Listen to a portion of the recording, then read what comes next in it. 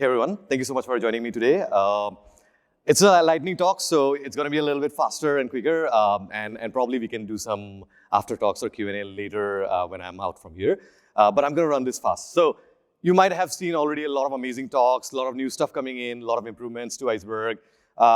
In this session, I'm going to talk a little bit on the other side of the thing, which is probably like some of the errors or scenarios that you typically have encountered in the past, or if you're new into this journey, you might probably like end up seeing this error. The reason I'm kind of like bringing this out is obviously like these are some of the things that I've constantly seen helping customers deploy Iceberg in production, and also open source users being part of Slack community and in general. So it's kind of like whenever I see this issue, like I go back to Slack, I see the recommendations made and how people are approaching these problems, and just trying to bring them out to the community. All right. So my name is Debugging. I lead developer relations and open source at Cloudera. Before that, I was involved with companies like OneHouse and Dremio. My background is pretty much into open source. Have been involved with Iceberg since very early on, 2021, kind of forming that early community, right? And I was just talking with everyone else how in the early days, we used to go to conferences and like talk about Iceberg, and people like, why do I need something like Iceberg, right? And now we have an amazing like summit for the entire project itself, which is really amazing. And I've been involved in other projects like Evangelism Arrow, like Apache Hoodie, Xtable, and other stuff in the open source world. All right, so the way we have presented the Lakehouse architecture, the vision of it, the Lakehouse 1.0, sounds a little bit more simple, and this is an actual photo that I took in Jasper National Park in Canada. That's where I come from. So the idea is that you adopt an open table format, right, like Iceberg. You hook it up to your compute engine, your catalog, and now your data is open. Your tools are interoperable, and even vendors are getting along in a way, right? So this is the first time we have seen that kind of a revolutionary change, right? And coming with my background, where I used to spend a lot of time in like creating copies of data for my data scientists or MLEs to get sense of the data. So it looks great from that perspective, but the one thing we don't talk enough about is what happens after, right? So what happens when this table format lands in production? When your table size grows to like petabytes and exabytes, when your pipelines are running 24/7, what happens then? That's when your real journey starts. That's when your engineers also need to be on the front line and really think about some of the things that they can do. So in this talk, I'm going to break down 3 of these common kind of like recurring errors and that you see, and we'll try to understand the reasoning behind that quickly and what are some of the mitigation strategies that you could possibly take. So the way I will run this is like I have a couple of like screenshots here from Slack as well, just to give an idea of the real world like picture of what the error looks like. So for example, like this is the first one, which is like the commit conflict. So in obviously most production Lakehouse deployment, you will not have just one writer writing to a table, right? It's not a single load workload. You'll probably have multiple write workloads or multiple read workloads running at the same time. And these workloads typically include things like streaming-based ingestion, right? Whether Flink continuously appending or updating data, batch jobs performing merge into update deletes, maintenance process like compaction, clustering, and all these different things. So in such environment, you might typically end up with like a commit time failure in the form of this, like found conflicting files that contain record matching. And this real world example speaks to that, right? They're kind of selling like, okay, I have does Iceberg support concurrent updates? I'm trying to update column for Iceberg table. However, it seems 2 thread was doing it at the same time, and it threw me the same error, right? So these errors are often perceived, obviously, as unexpected. The reason is that, especially in cases where you have 2 logically independent jobs, right, working on the same table at the same time, right?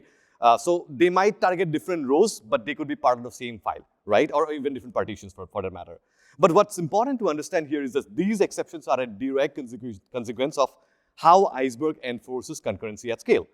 So to understand this commit conflict, we want to look at how Iceberg basically executes its write operations, right? So Iceberg uses optimistic concurrency control method to basically like handle this concurrence write and stuff. So instead of locking your table, it says you go ahead independently and you do your stuff, and the validation happens only at the commit time, right? Now every write operation follows a consistent snapshot-based execution model. So a query first plans against a specific snapshot of the table. At that point of time, it determines which data file need to be part of that particular operation that is requesting for the rewrites, right? So those files effectively becomes your working set of the table. And once the changes are computed, you basically create a new snapshot. You include those newly written data files and the existing unchanged file, right? Now, everything looks great until this point. It's only when you're committing, that's when your optimistic concurrency control model will come into the play. And the only condition it enforces is kind of strict, which is none of the data files targeted by the operation must have been modified since that operation was planned on, right? So what this means is your entire write is validated against the state of the table at the planning time, right? So even if you have one of those file change in the meantime, the operation could be rejected, right? And that is what guarantees this correctness under scale, but also it explains the reason why you might have seen these kind of failures. Now, a key consequence of this model is that conflict detection is happening at the level of the data files, right? Not at the level of rows. Now, this distinction is important because most write operations, they are expressed in terms of the rows, like merge into or update or deletes, but they are executed by rewriting those data file itself, right, with Parquet. And now, as a result, two operations that appear logically independent, like I said, they may still conflict if they touch the same underlying file. So in practice, this kind of leads to scenarios where two queries target different rows, both queries may exist within the same data file, and each query attempts to rewrite that file. So from Iceberg perspective, what's happening here, both operations depend on the same original version of the file, right? So only one is safely committed, the other is rejected to kind of prevent inconsistency updates, right? Now that's the model. What really happens in production, and I kind of listed up some of the empirical patterns here, failure patterns. One is the merge operation. Merge are basically your data tend to rewrite a large number of files. So your working set becomes like increasingly large, right? And the probability that at least one of those file changes before commit goes up significantly, right? So that's an important part. The second is the streaming and the batch overlap in some way, right? And this is a common pattern, right? This often operate on overlapping partition. So high frequency, kind of low latency update or ingestion, they keep rewriting file while bad jobs are still being planned on kind of stellar snapshot, right? So by the time the commit comes up, you are not caught up, and that's when you're seeing those conflicts, right? The third is the long-running jobs. The longer a job runs, obviously the probability, the window during which the table can have those kind of conflict increases a lot as well. So that's something to consider. And finally, table management services like compaction and ingestion running parallelly at the same time, that is also one of the common reason. Because you've got compaction plans on a snapshot, but ingestion keep updating the data files, which may lead to this kind of commit failures. So how do you actually deal this in practice? Obviously, like one of the things that you want to do is reducing that kind of file level overlap, right? Because conflict happen at the file level, you want concurrent operations to act on disjoint set of files, right? That's your whole goal. So in practice, that could mean designing like, partitioning strategies to kind of isolate these write domains. Think about like hot and cold partitions, right? And scoping operations, especially merge to more smaller subset of data. The second is the controlling the write concurrency itself, right? And this totally depends on your production deployment, right? You could have n number of jobs running on, and the potential of getting those kind of contention conflict is a little bit higher. So you often need to think about how you avoid those kind of like overlaps and explicitly schedule and isolate these things in a way that can serve a little bit better. Because the reason here is we are not having an asynchronous service to kind of understand this ingestion and compaction as two different actors because it doesn't have a notion of the time, right? So that's the reason you have to think a little bit more about how you can separate these things and make sure the contention is not a problem. And finally, when it comes to maintain operation like compaction, like I said, this needs to be coordinated with the ingestion part. So either the pattern that are typically seen, weekly or kind of like maintenance schedules are there during low ingestion periods. That's probably one of the thing, or kind of scoping them to smaller subset. All right, I'm quickly moving on to the next problem, which is the Orphan cleanup failure. All right, so again, here are some examples from Slack. Basically, they're getting like I faced an issue while running Orphan file, remove Orphan file with Spark on EMR. I got an error message that says Java heap space out of memory error, right? So Orphan file cleanup, the goal of Orphan file cleanup in Iceberg is to remove the files that are no longer referenced by any valid snapshot, right? And these typically come from things like fail write or probably like incomplete maintenance operations. And this is exposed to Spark procedure like remove Orphan file. So conceptually, this sounds very straightforward, but you have files that are no longer needed and you want to take care of those. But in large-scale production system, these operations exhibit like sometimes scalability characteristic which might not be optimal. And the key thing to understand here is that the cost of Orphan file cleanup is basically not proportional to the number of the Orphan file, right? It's proportional to the number of files in the stable storage location. And that's a very important distinction, right? Because now, even if you have a very few Orphan file, the operation can still be a little bit more expensive. And this is what exactly shows up with the high kind of file counts, right? And what you basically end up is seeing errors like driver out of memory, long running or completely stalled jobs, or excessive resource consumption and things. So to understand why this is expensive, like I said, most of the operation in Iceberg, the idea is to basically keep it metadata intensive and not data intensive, right? But with the remove orphan file, we are trying to reconstruct the set of files that exists in the storage, but are not referenced in the metadata.